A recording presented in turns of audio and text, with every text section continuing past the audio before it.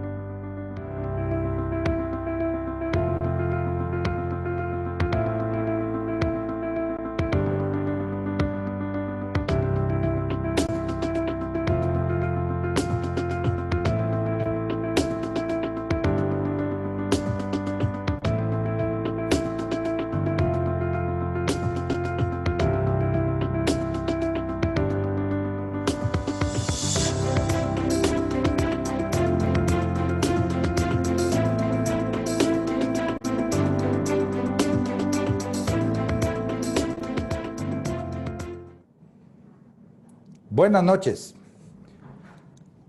Bienvenidos. Nos da mucho gusto que estén con nosotros. Al igual que la última vez, los invitamos a ver un pequeñito video para aquellos que van a necesitar el canal traducido al castellano. Toda la charla, las preguntas, respuestas y todo lo demás será en inglés. Así es que los dejamos con el videíto por unos segundos.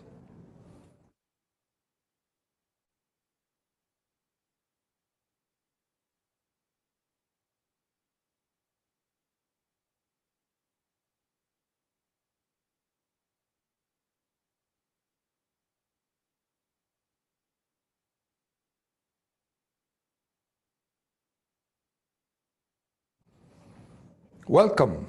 Thank you very much for being with us for the 6th delivery of our Advanced Services Seminar. Tonight, we will be talking about a most important issue. The humans.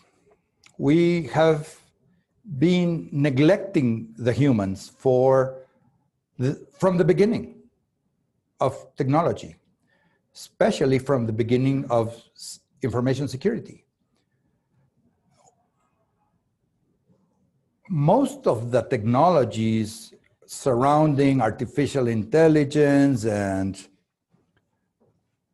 all the new things that we're trying to do with technology are around trying to emulate the human brain. How does the human brain operate in such a massive scale that we are able to do so many things so effectively? But we forget that we have those super mega computers on top of the shoulders of all our users, all our customers. And we're not using correctly all that computing power that is available to us. In security, it is almost a joke. The users are part of the problem.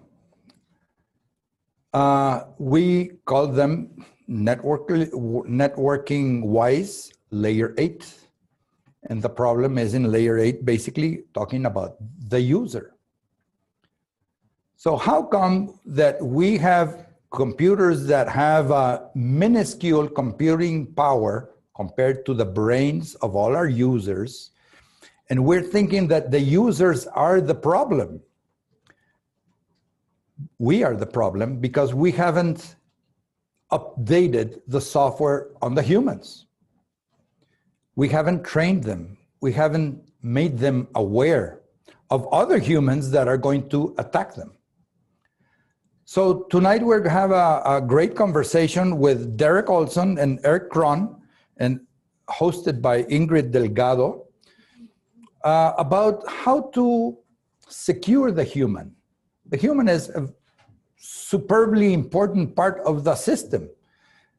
The system was designed by humans for humans, but we're not protecting the human, which is really ridiculous. So the idea of tonight's conversation is to try to start changing that. I'll talk a little bit about who our panelists are.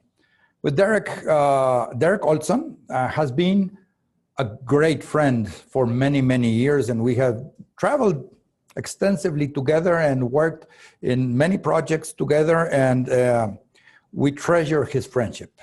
Derek is the director of consulting for NTT Security, with more than 20 years experience in security implementation and risk mitigation in global environments. Derek currently works as the leader for threat validation and assurance team.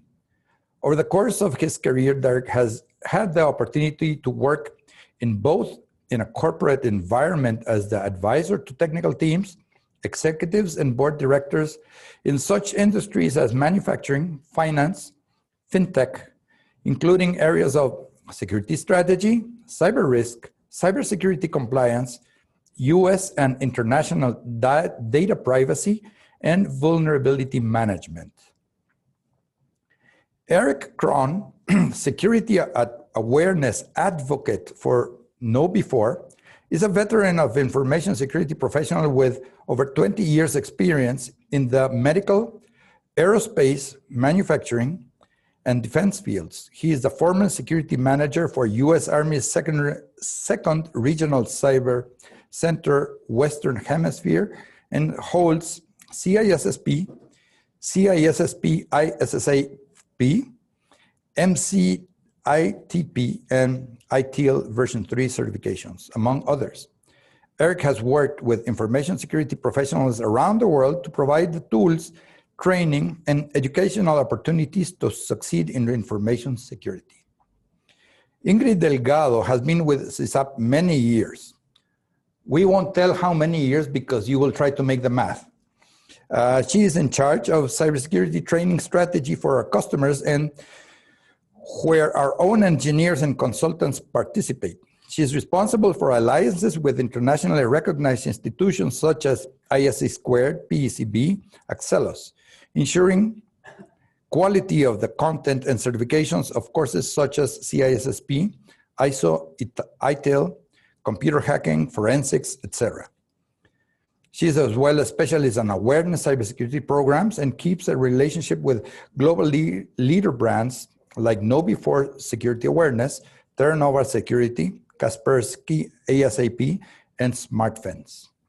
Ingrid is also in charge of our cybersecurity school. We, as you all may know or should know, we have a school where we provide scholarships for young graduates of computer science in all the countries where we operate, and we provide them a very deep and very extensive cybersecurity training.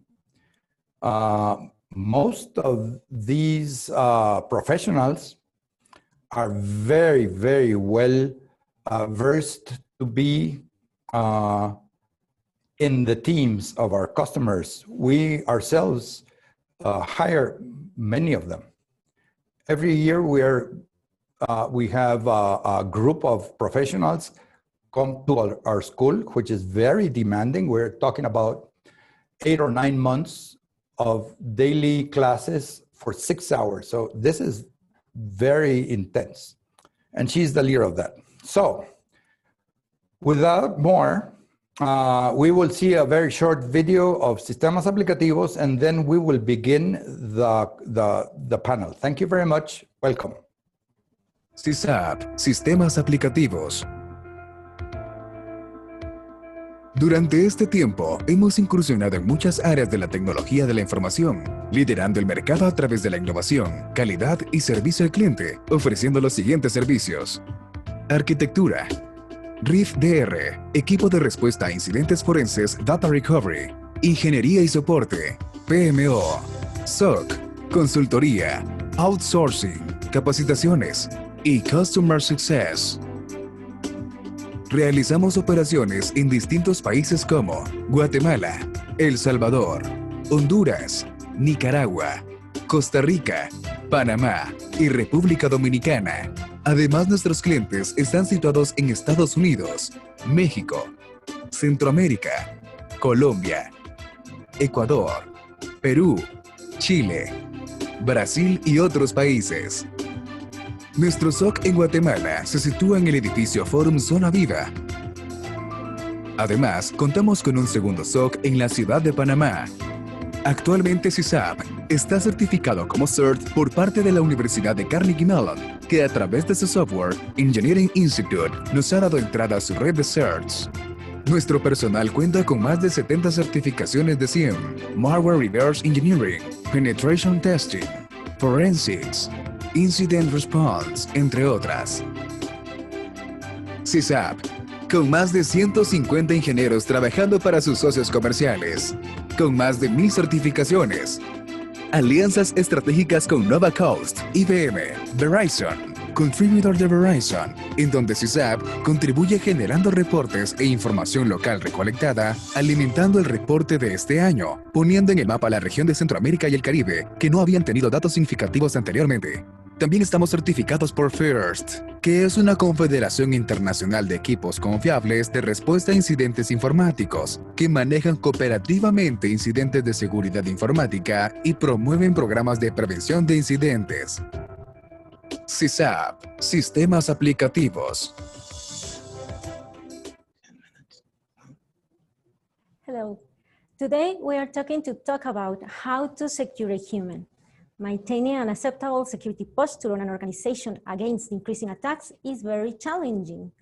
As we know, the frequency of ransomware, phishing, and cryptojacking attacks were increasing by any type of business.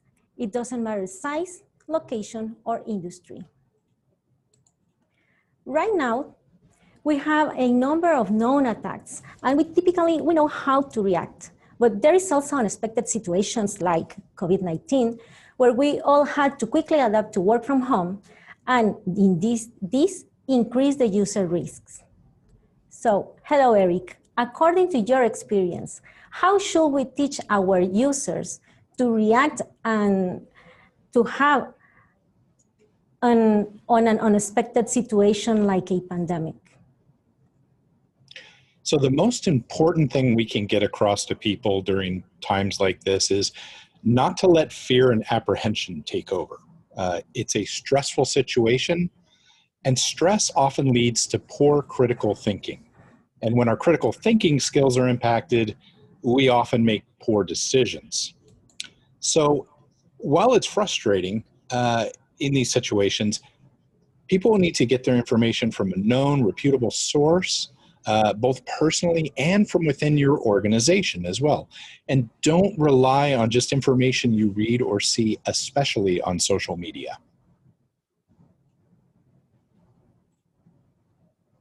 Thank you. So users are the primary concern for the 92% of organizations. Negligent users that become phishing attack victims are one of the major concerns, but it's not the only kind of attack. So Derek, which type of attacks you will classify as the most dangerous and with the most serious consequences for an organization? So if we look at the threat landscape of the organizations face and look at the elements that are involved, we can observe that there's human element in relation to the entire fabric of those threats. Humans are caring and trusting by nature, and thus are the most important resourceful target when it comes to attacks. Leveraging the human trusting nature, attackers can achieve that very first barrier to their target, whatever that may be. With the catalyst of COVID-19 expediting a remote workforce, humans are increasingly the focus for those attackers, as they are the most vulnerable and easiest to exploit. Social attacks are increasingly becoming more aggressive, sophisticated, and ultimately successful.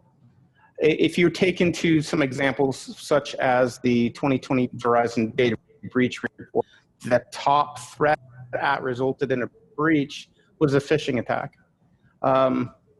But phishing attack isn't the only human attack that's out there. We have phishing, and pretexting, which is the social engineering via telephone or even in person during a on-site goal of breaching a facility. To give you a better understanding of what I'm talking about, Checkpoint Research's recent study on phishing stated that attackers are using well-known brands and targeting humans based upon their knowledge and their emotional ties to those brands. Top 3 brands are Google, Amazon, and WhatsApp. People are comfortable with those, and they're easy to send out, duplicate, compromise credentials, which can lead to compromising financial information, personal information, and deliver malware assets such as ransomware to unsuspecting people and organizations.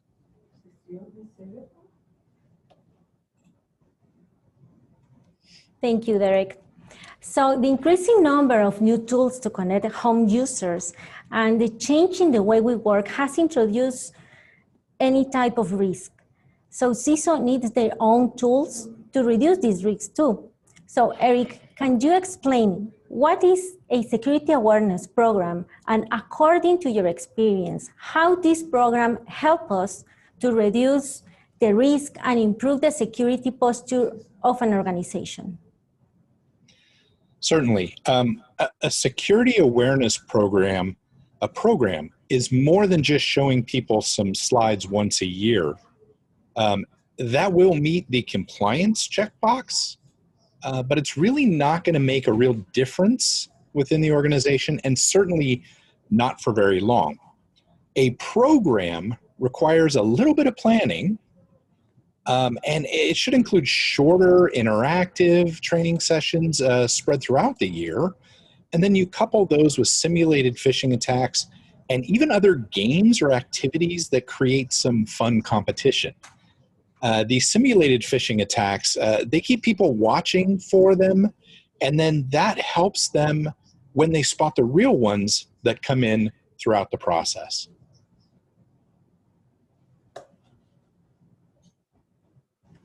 Thank you, Eric.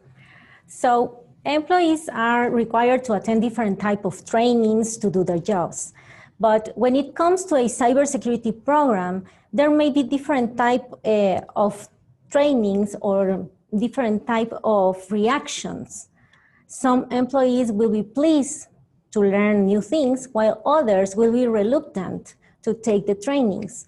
So Derek, will you share with us how organizations are facing the organizational culture, the culture challenge to have employees attending, learning, and contributing to the security awareness? Certainly. Cybersecurity awareness training can have a significant effect on the security posture of an organization.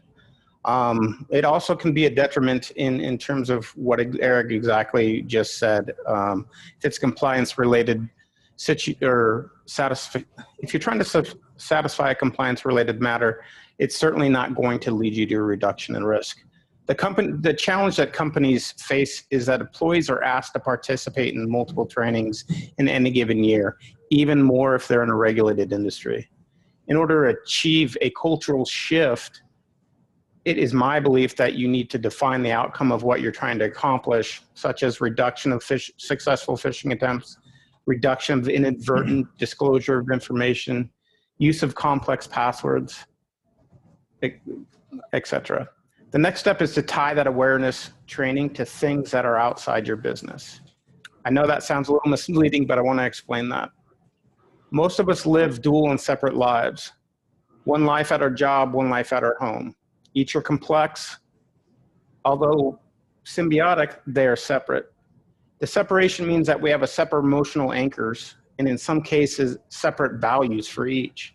In my experience, for successful cybersecurity awareness training, it's when it's tied to both sides of an emotional coin, because it becomes more successful in learning when you're remembering and applying those concepts to both your home and your work.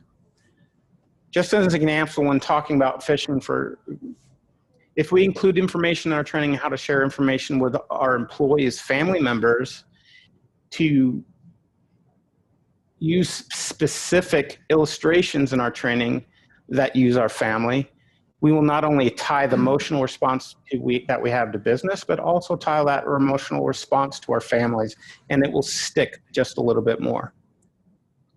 Gives us a greater chance for success in learning. I also want to consider the pace of training. I know Eric talked about that here, that we do that once a year doesn't really stick.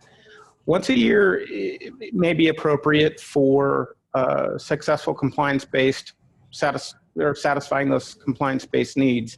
But if we strictly focus on that outcome, we'll probably not reduce our risk in any way. Humans as resources are the first line of defense.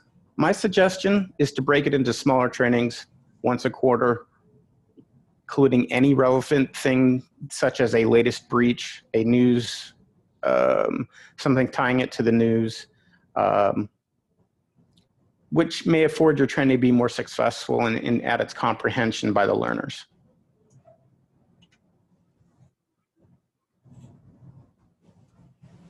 Thank you. So continue with you, Derek. If a CISO needs to take an initiative of a cybersecurity program to the board of directors, what will be a top of 3 selling points the CISO could use to get the attention of the board and potentially get an approval? So regardless of where you work and what we do, we all at some point become salespeople. Some of you sell internally to your stakeholders. Some of you sell externally to customers. We all build our cases, present our pitches, but in the case of selling your ideas to the board of directors, it's my experience we should be succinct about what that problem is, what the solution is, and what the expected outcome is. So in the case of the need for building a cybersecurity awareness program, I have 3 tips. First is define the problem. If it's a compliance-based problem that you're trying to solve and build a case for with your board of directors, utilize that as a foundation. But also add in a secondary goal of, even though we're delivering this to satisfy this compliance need, add a statistics-based risk reduction strategy as a bonus to the board of directors. Say, I believe even though we can do this as a compliance-based activity, we can also reduce our risk by whatever calculation you use to redo that. There are many studies out there that can highlight the reduction of risk through employee awareness. Use those guides to help your pitch. Second thing, define what your plan is. A brief but detailed explanation of your plan from design to execution and maintenance of your security awareness program. Include examples like screenshots of training modules, mock-ups of awareness posters, example of awareness emails, but define what that plan looks like. And then specify your outcome. Provide what to expect as an overview that the organization should get out of that security awareness training, but also include how it will be measured. Give a baseline goal and milestones. Ultimately, you're going to get to the hardest part of the discussion, that is money. Your ultimate goal is to tie the pitch to your return on investment, or in this case, or in some cases, return on risk reduction. Although a hard discussion sometimes, in this case, using the awareness studies that I previously mentioned, as well as data breach reports, as Verizon, Ponymon, and others, you can successfully achieve an approval from your pitch.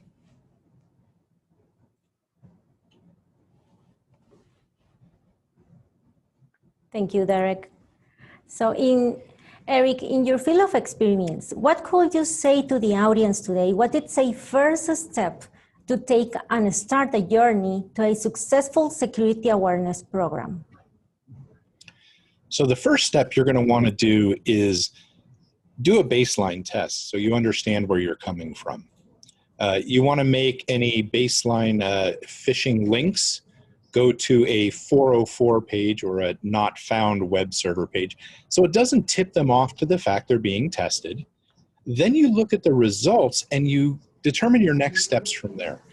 If your click rate on this baseline is very high, then you're going to treat things differently than if they were already reasonably low, and you'll educate differently on that.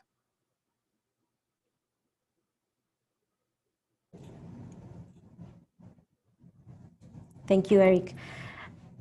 What will be the best and major awareness company to individual level, to mid-size and big companies, even worldwide level? How to make understand users on what not to do with the technology for them to fully protect?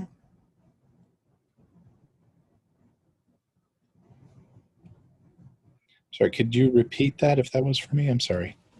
Yes, it's a question from the audience. Okay. I'm sorry. What will be the best and major awareness campaign to individual level, to mid-size and big companies, even worldwide level? How to make understand users on what not to do with the technology for them to be fully protected? So every organization is going to be a little bit different depending on their corporate culture. And that's going to be what defines what type of training you then provide to them. For example, I would give different training to perhaps a group of attorneys or lawyers than I would a startup in Silicon Valley in California. Those things are going to have to be determined as you look at this and see how they end up working with and resonating with the folks in the organization. As Derek mentioned, it has to be relevant to them as well in order for it to really stick and for them to learn from it and retain the information. It has to be something that makes sense to them personally. Thank you. This is another question from the audience. What should be the analysis parameters of the tools that can be used safely to do work from home? Derek, do you want to cover that one? No, you go ahead. Okay. So yeah, the tools that we use at home, especially in this COVID instance, a lot of people are doing Zoom. We're using different platforms, such as what we're on right now for this discussion. What we need to do is we need to make sure that people understand other risks as well. Whenever possible, if they can use a VPN, that's very helpful, especially from a home environment.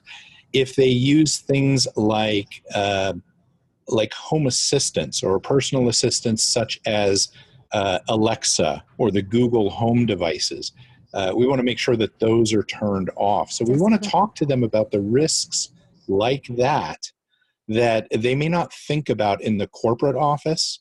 And that's what we want to do. We want to maybe ask people, what tools are you using? What tools do you need to use? And then look at the security risks based on those as well, because different individuals are going to want to use different tools, and we have to decide what's acceptable.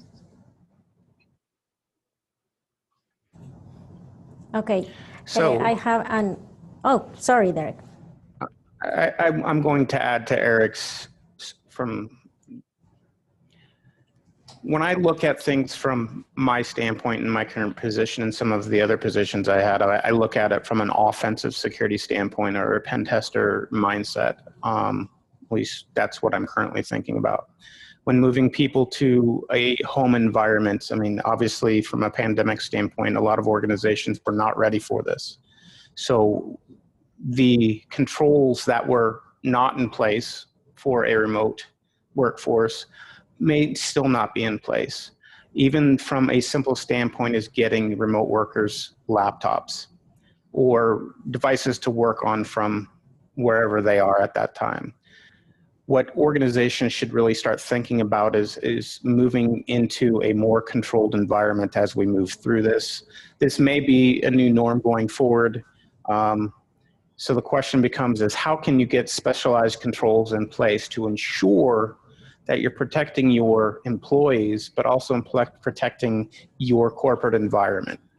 The second thing I tie to that is if you have a bring your own device situation now that COVID's here, you need to think about security awareness for those families and those families at home, because you don't know as a corporate entity who is using that or sharing that laptop that's connecting to your environment at any given point.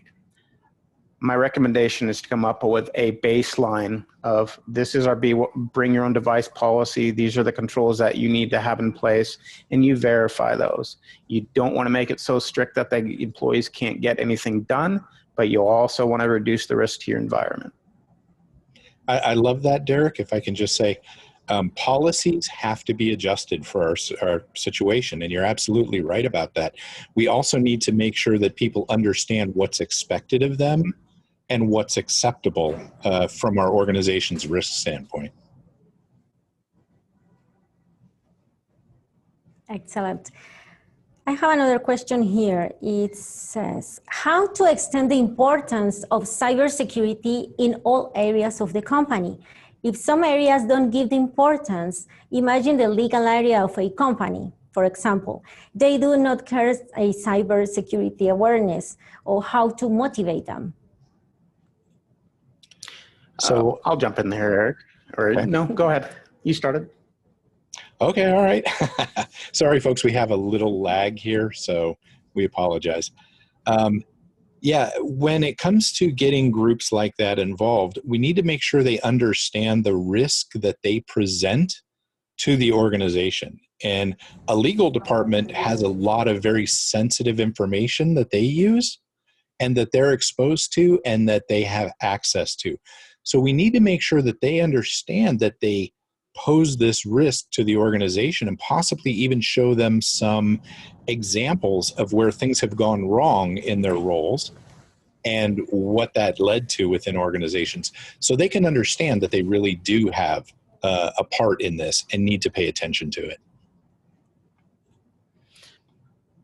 Yeah, and I'll add on to that. The environments are different, but the biggest thing that I found with organizations around the world is most organizations talk about business risk. What you need to do in your environment is tie cyber risk back to business risk. Depending on the size of your organization, you may or may not have people dedicated to talking about the business risk. Those people may be in your finance department that have maybe the responsibility for that. Sit down with them and tie back your cyber risk strategy and tie it into the business risk strategy. Everyone in the organization understands business risk, but they may not understand that cyber risk. But by combining those two, you can speak the same language as the business people and get your point across, and therefore have them completely understand why cybersecurity is important to them. Thank you. A question for you, Eric.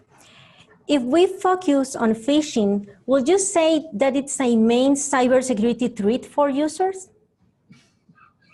Phishing is absolutely one of the top threats out there. Some of the statistics range from 70 to 90+% of all data breaches start with the spear phishing attack.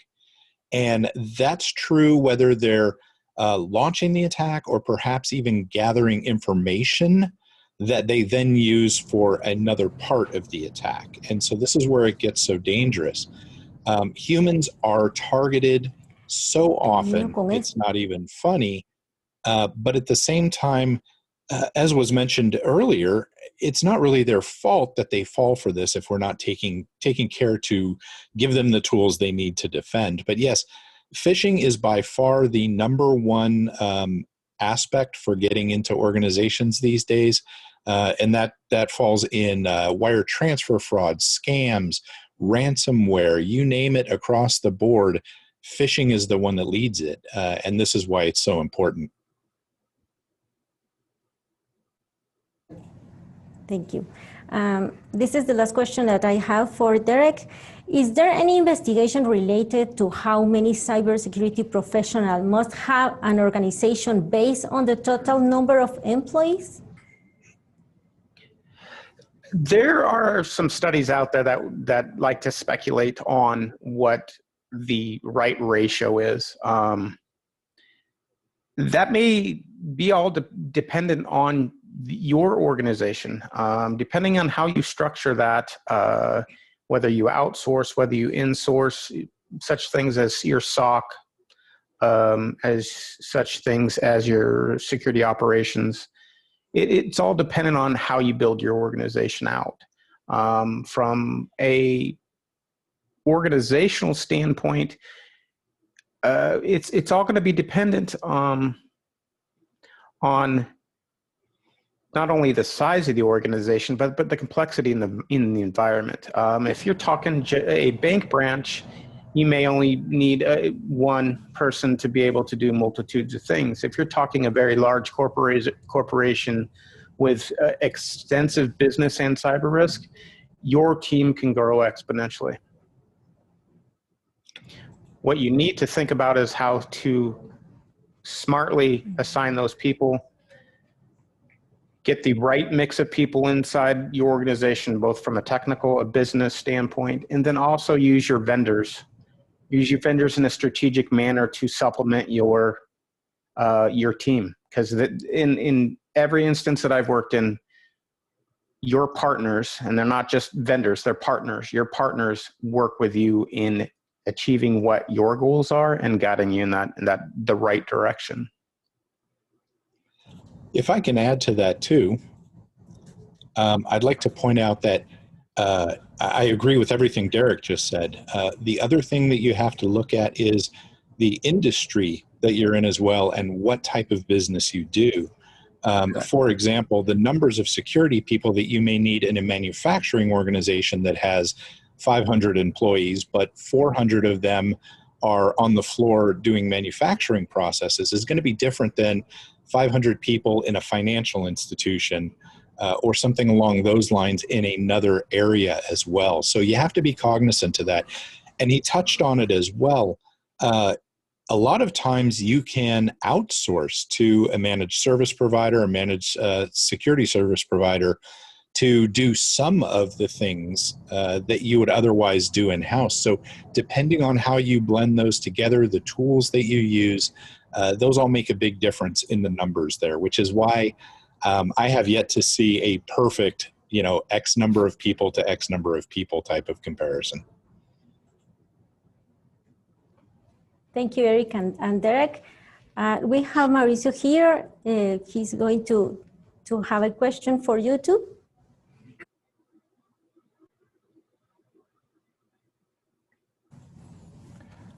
Hi, Derek and Eric. I introduced you guys and I hadn't seen you face to face. So thank you for being with us. Derek, we've had this conversation many times. Physical intrusion, and you have many stories about that. What should a company be aware of physical intrusion? Because when let's make the question double. One is, how many times when you are or someone in your team are practicing physical intrusion, are you successful? And the second part of the question is, what should we teach the people in our organizations to look for when there's a physical intrusion around cybersecurity? Not a physical intrusion to steal the television or go to the cafeteria and have a free coffee, but to do something around cybersecurity. Well, to answer your first question, my team is about successful 9.5 times out of 10. I'll throw that variance in there. The situation that my team that I currently have, and we do about anywhere. No la vas a tomar? Okay. Security assessments in any given year. The thing they do is they focus on the people. And I briefly touched on it earlier about the physical nature or the trusting nature, I should say, of people. People are trusting just as they don't want to bother anybody. They don't want to make a scene. They don't want to do anything to cause a ruckus. And when people are trying to infiltrate an organization from a physical standpoint, and not to steal TV like Mauricio said, but to gain access to that logical environment, they're going to prey on the people.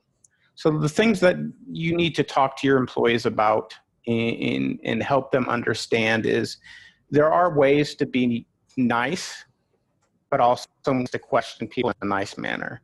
I've always expressed the, old Ronald Reagan, trust but verify. Even though someone's in the facility and you don't recognize them, you have every right to challenge them and why they're there, especially if they're not meeting or following protocols. But it's your goal to enable your employees to be able to question anybody in their environment, but obviously in a manner in which doesn't cause confrontation. Thank you. Thank you. Yeah, we've seen that. And many times when we do, as you know, the people in Latin America normally are very helpful. And if you have things in your hands and you ask the lady with the coffee, could you open the door for me? She would be happy to do it for you. And that's one of many, many ways that an intruder can come into our premises and go and get that information that he's looking for. Eric, a little question for you. So we talk about all these programs to get the people aware. And we try to measure the success of the programs through tests and how many guys clicked or didn't click, called the security or whatever. Do you have any statistics of what number of breaches can be reduced with a good, robust training program? Specifically to the number of breaches, I don't really have a great number on that, but I can illustrate a study that we did recently where we took 4 million people and we watched their progress for a year. And their initial click rates were about 38%. So they failed about 38% of the time. Within about 3 months, it was down to 14%. And at the end of the year, that was down to 4.7%. That was the same 4 million people a year later. Now, why this is important is because it is such a threat, that sort of reduction in risk makes a huge difference within the organization. And personally, I can tell you in my past doing security myself, I found that when I had a good security awareness program, I was able to greatly reduce, significantly reduce things like malware response, where somebody would end up with malware on their machine and we had to go clean it and fix it. And I ended up shifting from doing a lot of break fix type actions like that and being able to then, once the program was in place and working, to be able to focus on more strategic projects, and different ways to improve the security instead of just putting out the fires that were going on. Again, specific numbers, no, but when you look at that sort of drop overall, knowing what a big part of security is, I think it makes itself shown how significant it is. Thank you. Yeah. So you're telling me you dropped from 38 to 4. That's 10%. And if we go with the numbers that some people are moving around, that 90-something% of the breaches start with a fish, and we can bring that one to 10%, we are going to be in really good shape compared to where we are currently. So that is a great number. And if we take it a little further and start calculating the cost of risk, and we will be talking about the cost of risk in the September 25th closing seminar, and we will see the numbers. And if we can bring those numbers down significantly through having the human protected and being part of the solution, not part of the problem, we will be really having a fantastic return on investment on keeping our humans really protected. So those were my questions. I don't know if there's any other questions. I really cannot see from here. No, there's no other question from our audience. So what I would like is thank you very much. If you have any closing comments, you're welcome to do them. Otherwise, no, I appreciate your time, Mauricio. Derek, thank you very much for your time. Eric as well. Nice to meet you, and thank you very much for your time. I think it has been very productive for us. And thank you for sharing with our audience your vast experience and knowledge. And I am sure that we all will benefit from this. Thank you very much, and have a good night. And to our audience, please don't forget that Tuesday we have another seminar at same time, same place. We'll see you then. Thank you very much. Have a good night. Listo, patrón.